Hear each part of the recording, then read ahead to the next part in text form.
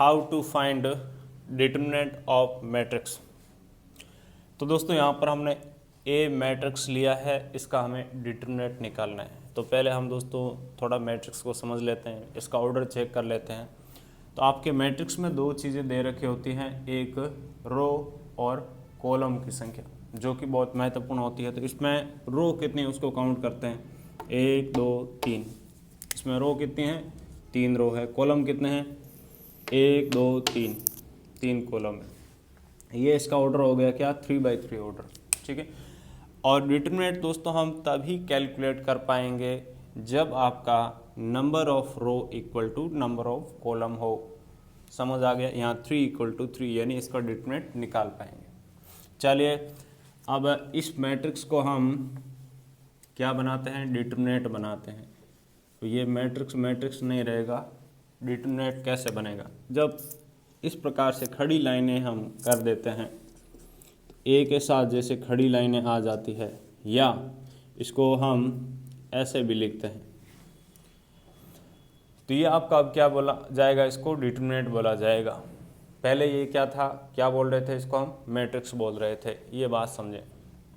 अब दोस्तों यहाँ पर आपको एक मैट्रिक्स याद करना पड़ेगा चिन्हों का, जो कि अभी हम काम में लेने वाले हैं, plus minus plus minus plus minus plus minus plus. अब जैसे हम इसको जब हल करेंगे तो प्रथम पंक्ति के सापेक्ष यदि हम हल करेंगे, ठीक है, तो हम कौन से चिन्ह को फॉलो करेंगे, इसको फॉलो करेंगे। यदि दूसरी पंक्ति के सापेक्ष हल किया तो इन चिन्ह को फॉलो करेंगे। तीसरी के सापेक्ष कर रहे हैं तो इसको फॉलो करेंगे। पहले कॉलम के सापेक्ष हल कर रहे हैं तो इन चिन्ह को फॉलो करेंगे। दूसरे के सापेक्ष, तीसरे के सापेक्ष। तो अभी हम किसके सापेक्ष हल करेंगे, प्रथम पंक्ति के सापेक्ष। तो यहाँ लिख दिया प्रथम पंक्ति के सापेक्ष हल करने पर, प्रथम पंक्ति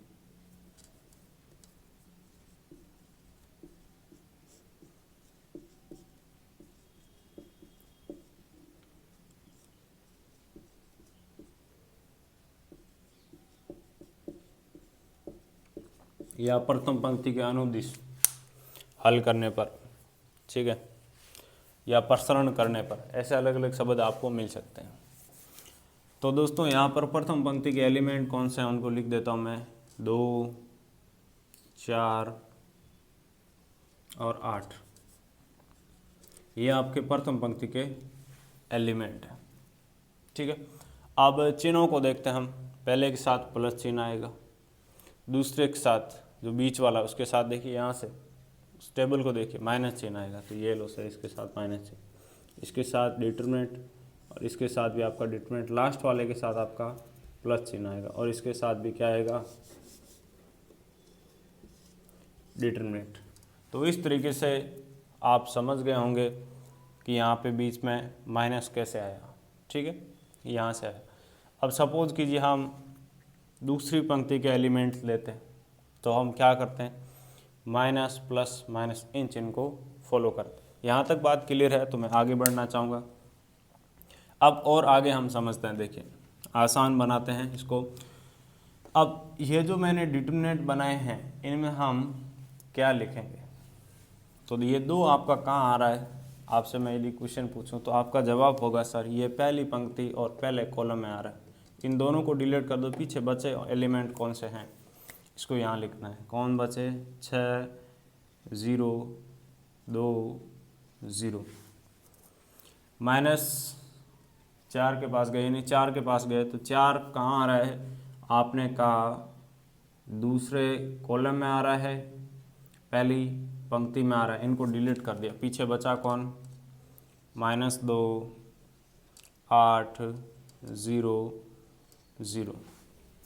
अब मैं गया 8 के पास, तो इस कॉलम को डिलीट, इस रो को डिलीट, पीछे बचा क्या, -2 8 6 2। अब क्या करें उसको समझते हैं, देखिए आसान बनाते हैं ना। अब दोस्तों आपको यहाँ पे स्पष्ट दिखाई दे रहा है कि इस डिटरमिनेंट में एक कॉलम के सभी एलिमेंट 0 0। देखिए एक कॉलम है, इसमें पहला एलिमेंट भी 0 है, दूसरा एलिमेंट भी 0 है। जब डिटरमिनेंट में किसी एक ही कॉलम के या किसी एक ही रो के एलिमेंट 0 0 हो, ध्यान से सुनना, तो उसका वैल्यू क्या होता है, 0 होता है। किसकी वजह से, 0 0 आ रहा है। कैसे 0 हुआ, देखिए इसका हल कैसे किया जाता है, इसका इसके साथ गुणा किया जाता है, 6 × 0 0 हो गया, माइनस इनका मल्टीप्लाई किया जाता है, 2 × 0 0 0 - 0 0 0 × 2 0। इसीलिए जब ऐसा सिचुएशन होता है तो इसको हम डायरेक्ट ही क्या लिख देते हैं, 0 लिख देते हैं। यहाँ भी देखिए क्या 0 0 है, तो क्या बन गया 0 + 0 + 8 और इसके साथ क्या आएगा, इनका मल्टीप्लाई। देखिए आपका 2/2 ऑर्डर का डिटरमिनेंट है, तो इसको सोल्व करना आप जानते हैं, नहीं तो अभी सीखें। इनका मल्टीप्लाई -2 × 2 कितना, -4 माइनस इनका मल्टीप्लाई 8 × 6 कितना, 48। ठीक है, ये कितना आ गया, यहाँ से आपके पास -52 × 8 आ गया। ठीक है,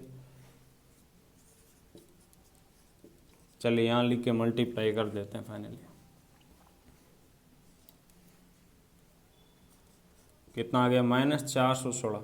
ये आपका क्या है, इसका डिटरमिनेंट का वैल्यू है। तो इस तरीके से मैं उम्मीद कर रहा हूँ आप समझ पाए हैं कि किस तरीके से हम अपना मैट्रिक्स का डिटरमिनेंट कैलकुलेट करते हैं। वीडियो कैसा लगा नीचे कमेंट कर बताएं। धन्यवाद।